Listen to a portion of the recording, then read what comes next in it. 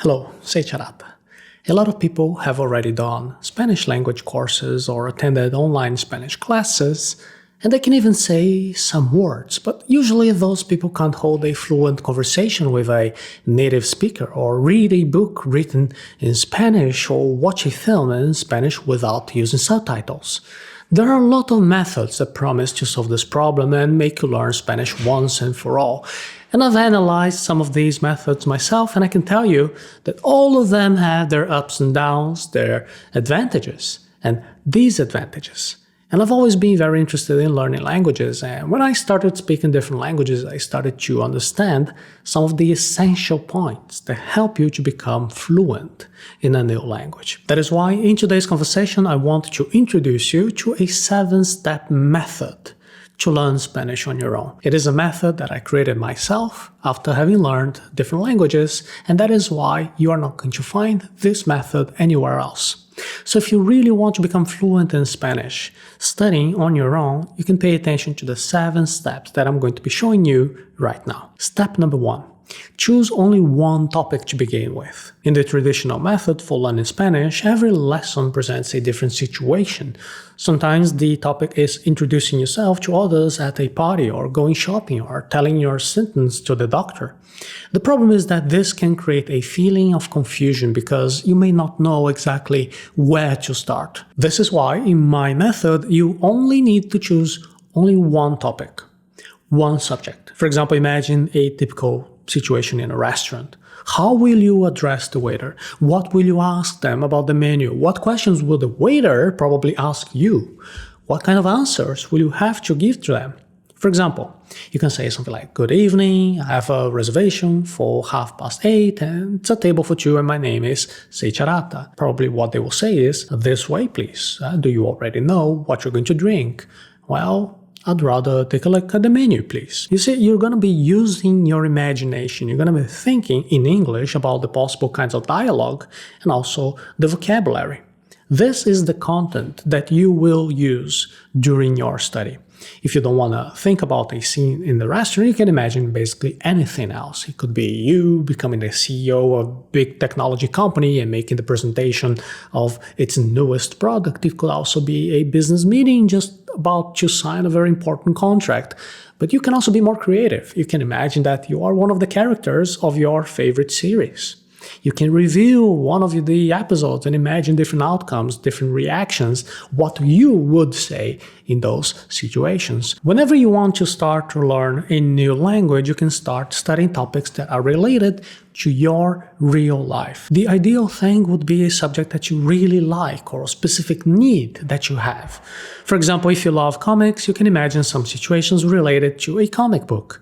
But if you're having a dinner with a foreigner, you can imagine a situation that has to do with restaurants. No matter what you choose, the rule of this first step is that you select only one topic to start with. Step number 2. Write down sentences in English and translate them into Spanish. Let's go back to the example about the restaurant scene, and now I'm going to use an automatic tool to do the translation, and there are many of these tools, and I talk more about them to those of you who are in arata.se/Spanish by yourself. In this example, I'm going to use Google Translate, which is free, and I'm going to type the sentences that I want to learn. So I will add here, "Could you please tell me if this apple pie contains walnuts or peanuts?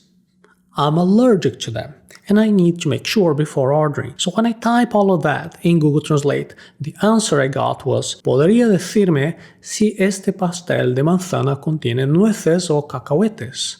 Or maní. "Soy alérgico a ellos. Necesito asegurarme antes de ordenar." Now here is something important. Some people who focus a lot on detail will say that an electronic translation is not 100% faithful to the original, but that doesn't matter right now. We want to be efficient. And if you say like that, as suggested by the translation tool, you will be understood. Additionally, the tool is evolving every day because the algorithm is always learning. And that is why I'm going to use this translation here for my next steps. So here's step number 3. Practice the pronunciation to get used to it. Now I'm going to use the same translation tool to listen to how to pronounce it. See how this is done by Google Translate. ¿Podría decirme si este pastel de manzana contiene nueces o cacahuetes? Soy alérgico a ellos y necesito asegurarme antes de ordenar. Now that I've listened to it, I'm going to practice saying that in Spanish, but to make sure that I'm doing it in the right way, I'm going to use the voice-to-text tool. Because if I speak in Spanish and the tool recognizes that and writes the text that is the same one of the Google Translate content, I can be sure that what I'm saying is understandable in Spanish. Now remember that the speaking practice can be different from person to person. If you have already some advanced knowledge, you can try to say the whole sentence. You can go here. ¿Podría decirme si este pastel de manzana contiene nueces o cacahuetes? Soy alérgico a ellos y necesito asegurarme antes de ordenar. If my knowledge were more basic, I would simplify the sentence because the whole version is too complicated. So I could say something like, could you help me? Does this contain peanuts? ¿Usted me podría ayudar? ¿Contiene cacahuetes? Usted me podría ayudar? ¿Contiene cacahuetes? In this case, I imagine that, I'm going to have to point at the apple pie with my finger. I've simplified the sentence and I get my message across. I explain my concern. And if my knowledge would be zero, I could just use the keyword, peanuts. Cacahuetes? Cacahuetes?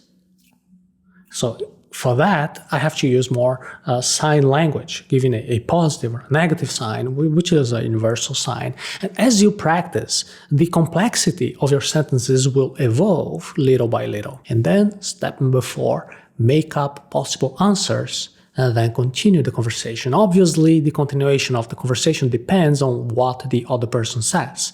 It is no use to learn how to ask a series of questions if I don't have the ability to understand the answers to these questions, and that is why I'm also going to be using my imagination to anticipate, to imagine what the other person's possible answers will be. So they might say something like, I'm not sure, but I don't think that this apple pie has peanuts. They might say, no estoy segura, pero no creo que este pastel tenga cacahuetes. I'll ask the cook, and I'll be right back. Le preguntaré al cocinero, y vuelvo enseguida. The whole process here is pretty similar. As if I've already defined a topic in step number 1, it's going to be much easier because the vocabulary for that situation is quite specific and it is quite small. An extra tip in case your knowledge is zero and if you're an absolute beginner, you can imagine yourself at the market buying fruits and vegetables. The reason for this is being the best scene for you to practice is that human beings have been traveling and trading for centuries. So this is going to be simple. Situations of buy and sell products, they are excellent to start with. Step number 5. Practice your listening and understanding of the answers. Remember that apart from understanding the structure of the sentences and the vocabulary of the possible answers, you also need to practice your listening. So use automatic tools to listen to the sound of the words as well. For every sentence that you create and translate with the automatic translation tool, you can use the audio tool so that it reads out loud that sentence in Spanish for you. In this way, you start training your ear to get used to the Spanish sounds. And when you have a whole conversation in Spanish, you can also make the tool read it all for you. You can follow the text with the sound to start learning how to pronounce each word. And after you've done this several times, you will be ready to take the next step, which will be a great jump forward in your studies. That's step 6. You're going to use conversation apps and practice with real people. Now things got serious. If you thought that you were just going to be using and practicing automatic tools, now you're going to be surprised. The best way to learn something is to put it into practice. So if your goal is to speak real Spanish, the best thing you can do is to speak actual Spanish with people who master the language, preferably with native speakers. Nowadays, this is possible and it is very easy to do with the aid of tools that connect you to Spanish speakers. To do this, you can sign up to a community of people who learn foreign languages, and in these communities, when you sign up, you select the language that you want to practice, and then the system will connect you to all the speakers in the desired language. This is an excellent way to speak with real people in another language without leaving your home. There are many of these platforms and I'll give you the complete list of them and my opinion on them when you sign up to arata.se/Spanish by yourself. In this example, you can create an account in Tandem or in HelloTalk. It is quite simple. And after you've created your account, you're going to start selecting fluent Spanish people. And when they accept to practice with you, you can interact with them through written text, through a call, or even through a video call. Now, here's something important. When you interact with them, explain that during your conversation, you want to practice the topic that you have already studied. This is important because you're now here following a method. If, for example, you practiced the restaurant scene and the person on the other side starts to ask you other things such as films that you like or what you do for a living or anything else, you're going to be wasting the practice of the previous steps. And then step 7, think about everything that can be improved and then repeat. At the end of your conversation, stop and think for a few minutes. What went well? What did you do right? What could you repeat in future cycles? What didn't go so well? What did you not do right? What could you improve? What was missing? This is the well-known continuous improvement process, which is Arata Academy's tagline, always improving.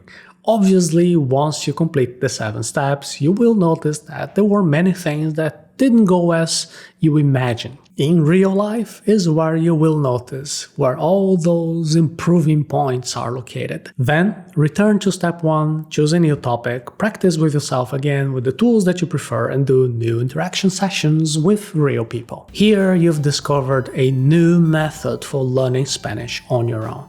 The 7 steps that you need to take are: 1. Choose only one topic to start with. 2. Write down sentences in English and then translate them into Spanish.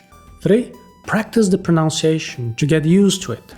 4. Make up possible answers and endings for a conversation. 5. Practice your listening and your understanding of the answers. 6. Use conversation apps and practice with real people. And 7. Think about what can be improved and repeat. Of course, there is much more that you can do to learn Spanish on your own. I've only given you the basic structure, and I'm sure that only with this video, just with these tips, you can already put into practice and achieve great results. If you like this and if you want to go deeper, to receive everything well detailed with all the tools that I recommend, the communities to practice languages that I know that work well, and especially a guided step-by-step with examples that you can use during your practice, in your interactions. Now I have a surprise for you. You can go to arata.se/Spanish by yourself in your browser and you can visit a link that will give you a special training about how you can learn Spanish on your own.